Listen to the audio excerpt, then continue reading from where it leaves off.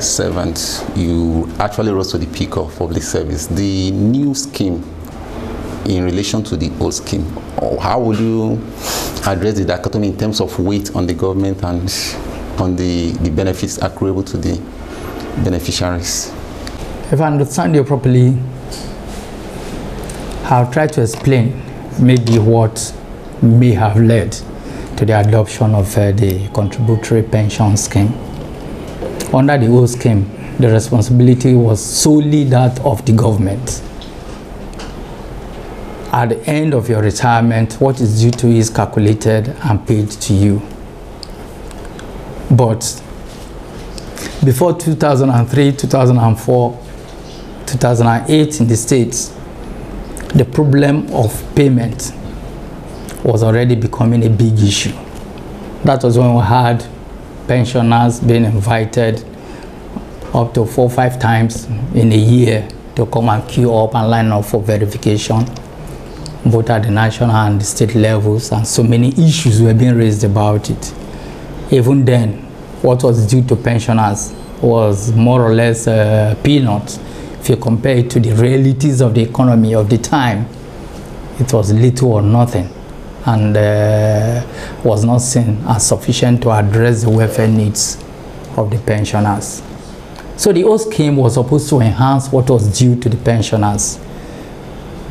In addition to government contributing a particular percentage, about 10%, it became mandatory for the pensioners themselves, that's the public officers registered under the scheme, to also make a contribution from their monthly earning, about 7% of their monthly wage bill, 7.5%. You know, as these funds come in, both from the employer and the employee, it is channeled to the employee's retirement savings account. And the savings account is supposed to be a fully functional interest-generating account managed by pension fund administrators. It's not idle fund. So in addition to what they contribute, it was expected that at the point of collection, what they contributed, that's the employer and the employee, will now be, there will be an additional sum, which is the income that they would have generated on the basis of interest as managed by the pension fund administrators. So by mere calculation, ordinary calculation, obviously, the pensioners were supposed to get a lot more than what they were getting under the old pension scheme. And I think that was part of the reason Labour accepted to run along with the policy by the time it was enunciated. From inception, from laudable policies and principles, are there avenues you created for communicating this? Pensioners or prospective pensioners are always scared driving towards their pension time. There is this euphoria of kind of not sure of what is to come, the unknown. Is there any way, any program, any way the Bureau have tried to bring about induction or education on any form of exercise to bring them to peace? If I understand you properly, you're asking maybe something about pre-retirement training. Well, it is not part of our mandate to prepare pensioners on how to manage their post-retirement life. But I know that within the state public service, particularly at the level of the Directorate of Establishments, they have programs that train pensioners, that's would-be pensioners, those who have between maybe 2 years, 6 months to 1 year to leave the service, on how to plan for their post-retirement life.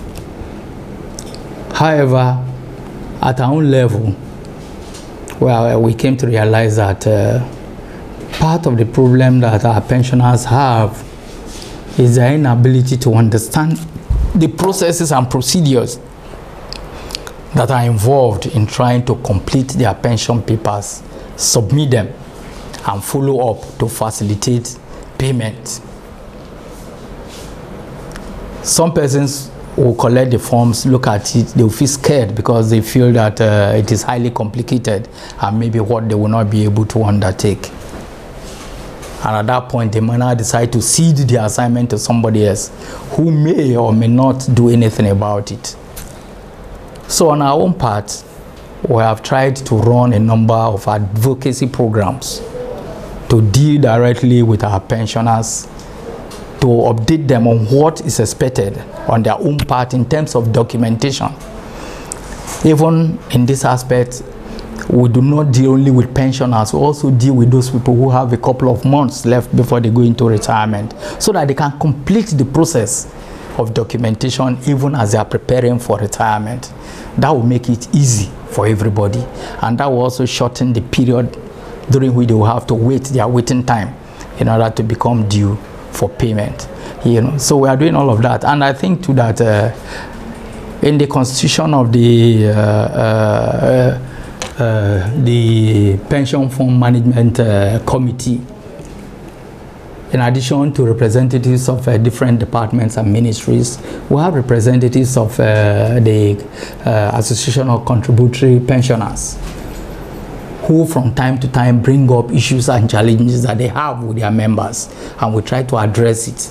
And whatever comes up as a new policy or guideline, they too will carry back to their members when they hold their monthly meetings. All that is supposed to smoothen the relationship between us and them, and also guide them on how to follow up on their payment. So I think that we've been doing our own bit to educate and enlighten both the pensioners and would-be pensioners on the procedures, that they are expected to go through in the course of completing their pension documents, to reduce the level of stress and the waiting time within which they could be paid.